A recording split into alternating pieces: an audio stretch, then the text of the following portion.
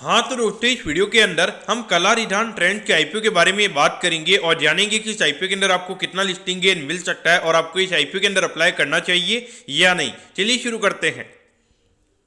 तो देखिए सबसे पहले हम ये जानेंगे कि ये कंपनी क्या काम करती है। तो देखिए जो कंपनी है 2016 में ये कंपनी स्टार्ट हुई है, यानी कि लगभग 7 से 8 साल ये कंपनी को स्टार्ट हुए हो चुके हैं। तो देखिए जो कंपनी है, कंपनी हमें यहाँ पे टेक्सटाइल कंपनी में यहाँ पे नजर आती है और जिसके अगर हम नॉर्मली अगर हम काम की अगर हम बात करेंगे तो जो फैब्रिक्स होते हैं तो उन्हें ये कंपनी हमें मैन्युफैक्चर करती हुई नजर आती है और उसके अलावा यहाँ पे कंपनी फैब्रिक की हमें यहाँ पे ट्रेडिंग भी करती हुई नजर आती है, यानी कि फैब्रिक को यहाँ पे कई और से बाय करके फिर किसी को रिक्वायरमेंट होती है तो उन्हें ये कंपनी हमें सेल करती हुई नजर आती है। उसके अलावा अगर हम यहाँ पे कंपनी की अगर हम एक और डिवीजन की अगर हम बात करेंगे तो यहाँ पे जो क्लोथ के ऊपर जो प्रिंटिंग का काम किया जाता है तो वो भी ये कंपनी हमें प्रोवाइड करवाती हुई नजर आती है। अगर हम कंपनी के मैन्युफैक्चरिंग फैसिलिटी की अगर हम बात करेंगे तो अहमदाबाद गुजरात के नाम यहाँ पे कंपनी का मैन्युफैक्चरिंग फैसिलिटी नजर आता है और उसके अगर हम टोटल कैपेसिटी की अगर हम बात करेंगे यानी कि कितना प्रोडक्शन कंपनी पर डे कर सकती है तो 1 लाख मीटर्स का कैपेसिटी हमें यहाँ पे कंपनी का टोटल पर डे का नजर आता है। अगर हम कंपनी के एम्प्लॉयज की अगर हम बात करेंगे तो 12 परमानेंट एम्प्लॉयज हमें यहाँ पे ये कंपनी के अंदर काम करते हुए नजर आते हैं। ये परमानेंट एम्प्लॉयज है, यानी कि जो थोड़ा बहुत जो कंपनी जो टैग के रिगार्डिंग हो गया या फिर कोई अकाउंटेंट है आपका तो उसके रिगार्डिंग जो एम्प्लॉयज होते हैं ये वो आ गए। इसके अंदर जो फैक्ट्री के अंदर जो लेबर हमें काम करते हुए नजर आते हैं वो एम्प्लॉयज इसके अंदर इंक्लूडेड नहीं है, क्योंकि वहाँ पे जैसे रिक्वायरमेंट होती है तो उसके हिसाब से मेरे ख्याल से वहाँ पे कंपनी लेबर्स को हायर करती होगी। अब अगर हम यहाँ पे कंपनी के ऑब्जेक्टिव की अगर हम बात करेंगे यानी कि जो आईपीओ से कंपनी को पैसा मिलने वाला है उसे कंपनी कैसे यूटिलाइज करने वाली है, देखिए यहाँ पे कंपनी ने ऐसा बोला है कि जो वर्किंग कैपिटल की रिक्वायरमेंट है उसके रिगार्डिंग यहाँ पे ये कंपनी हमें ये फंड को यूज करती हुई नजर आएगी। तो डेफिनेटली अगर हम देखेंगे तो यहाँ पे ये कंपनी का हमें ट्रेडिंग का भी काम नजर आता है। तो ट्रेडिंग के अंदर अगर हम नॉर्मली अगर हम देखेंगे तो मोस्टली यहाँ पे कैपिटल जाम हो जाता है, क्योंकि कहीं ना कहीं अगर आप कभी किसी को प्रोडक्ट सेल करते हो तो वहाँ पर अगर उसका पैसा टाइम पे नहीं आता है तो आपका जो वर्किंग कैपिटल होता है वो काफी ज्यादा ब्लॉक हो जाता है। तो कहीं ना कहीं देखा जाए तो यहाँ पे वर्किंग कैपिटल काफी ज्यादा ये बिजनेस के अंदर चाहिए है। और अगर बाई चांस अगर आपका कैपिटल अटक जाता है तो वहां पर आपका साल का आरओई कहीं ना कहीं 3-4% के लगभग आ जाता है और कभी कभी तो वहां पे आरओई यानी कि कंपनी कभी कभी लॉस में भी वहां पे चली जाती है। उसके अगर हम देखेंगे तो यहाँ पे आईपीओ से रिलेटेड यहाँ पे जो कंपनी के एक्सपेंसेस है वो भी कंपनी हमें इसी से यूटिलाइज करती हुई नजर आएगी। तो कहीं ना कहीं अगर हम देखेंगे जो कंपनी का ऑब्जेक्टिव है वो मुझे कहीं ना कहीं इतना ज्यादा एक बियॉन्ड पॉइंट यहाँ पे ग्रोथ के हिसाब से कंपनी का ऑब्जेक्टिव हमें यहाँ पे नजर नहीं आता है। अब अगर हम यहाँ पे कंपनी के प्रमोटर्स की अगर हम बात करेंगे तो देखिए निरंजन अग्रवाल जी हमें यहाँ पे कंपनी के प्रमोटर नजर आते हैं, आदित्य अग्रवाल जी, सुनीता देवी अग्रवाल जी, यानी कि अग्रवाल ग्रुप हमें यहाँ पे कंपनी का प्रमोटर ग्रुप नजर आता है।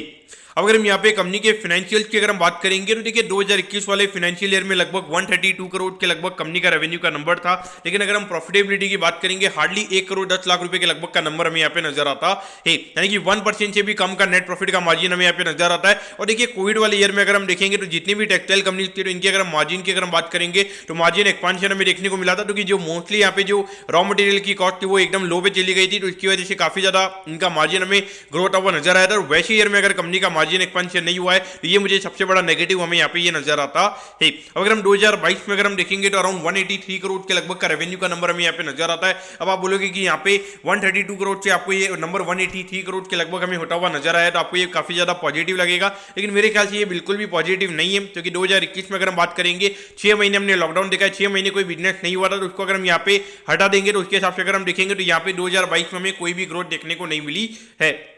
अगर हम 2023 में अगर हम बात करेंगे तो ये नंबर हमें 183 से 184 करोड़ के लगभग होता हुआ नजर आया है, यानी कि यहाँ पर भी हमें कोई ग्रोथ देखने को नहीं मिली है। और अगर हम अभी 6 महीने के नंबर्स की भी अगर हम बात करेंगे तो अराउंड 84 करोड़ के लगभग का नंबर हमें यहाँ पे नजर आता है, और इसको अगर हम एनुअलाइज करेंगे तो लगभग 170 करोड़ के लगभग का नंबर हमें यहाँ पे एनुअलाइज टर्म में यहाँ पे ये होता हुआ नजर आ सकता है, यानी कि देखा जाए तो लगभग 180-190 करोड़ से ज्यादा का रेवेन्यू का नंबर ये कंपनी हमें करती हुई नजर नहीं आ रही है। ये क्लियर कट इंडिकेशन है कि बियॉन्ड पॉइंट ये कंपनी हमें ग्रो होती हुई नजर नहीं आ रही है। अब अगर हम यहाँ पे कंपनी के प्रॉफिटेबिलिटी की भी अगर हम बात करेंगे तो यहाँ पे 1 करोड़ के लगभग ये नंबर था, फिर ये नंबर हमें 2.46 करोड़ के लगभग यहाँ पे होता हुआ नजर आया था। तो हो सकता है कि यहाँ पे रेवेन्यू ग्रोथ हमें देखने को मिला है, तो उसकी वजह से थोड़ी प्रॉफिटेबिलिटी ग्रोथ हमें यहाँ पे आती हुई नजर आ सकती है। अगर हम यहाँ पे कंपनी की प्रॉफिटेबिलिटी की बात करेंगे तो 6 करोड़ 66 लाख रुपीज के लगभग का प्रॉफिट यहाँ पे कंपनी ने कमाया है,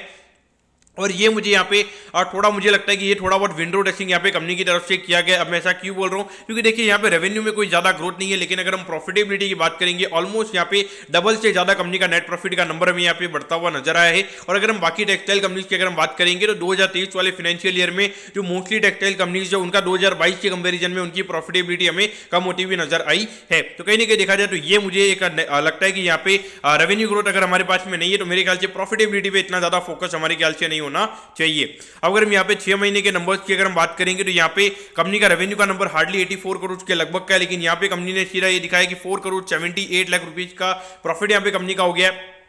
हमें अगर हम बाकी टेक्सटाइल कंपनी की अगर हम बात करेंगे तो वहां पर हमें कोई भी मार्जिन एक्सपेंशन देखने को नहीं मिला। ये कंपनी का मार्जिन एक्सपेंशन कैसे हुआ है, ये मुझे लगता है कि कहीं ना कहीं यहाँ पे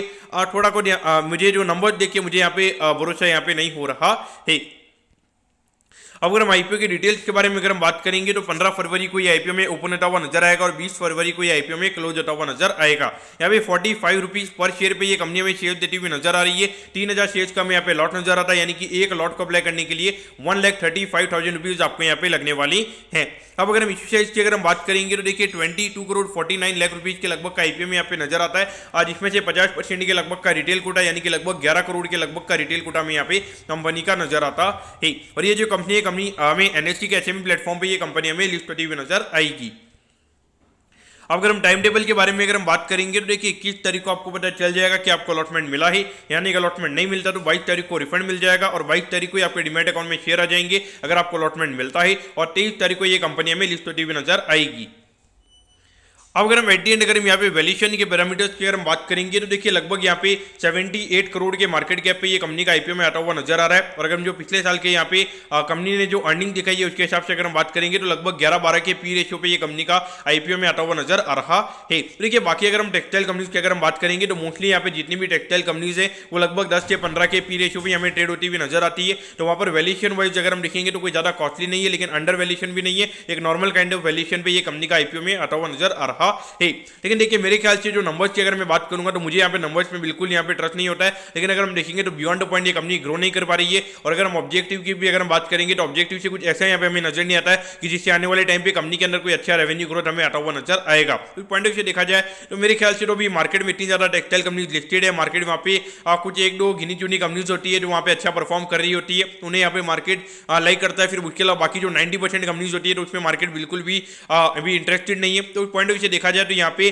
काफी old kind of business model है, मार्केट यहाँ पे 10-12 से ज्यादा का पी रेशियो इन कंपनीज को देना नहीं चाहता है। तो पॉइंट ऑफ व्यू देखा जाए तो मेरे ख्याल से यहाँ पे कुछ ज्यादा पैसे बनने वाले नहीं है। एक बार के लिए हो सकता है कि यहाँ पे आईपीओ थोड़ा वेल मैनेज रहेगा, एक बार के लिए 5-10% के लगभग आपको यहाँ पे लिस्टिंग गेन मिल सकता है। मेरे ख्याल से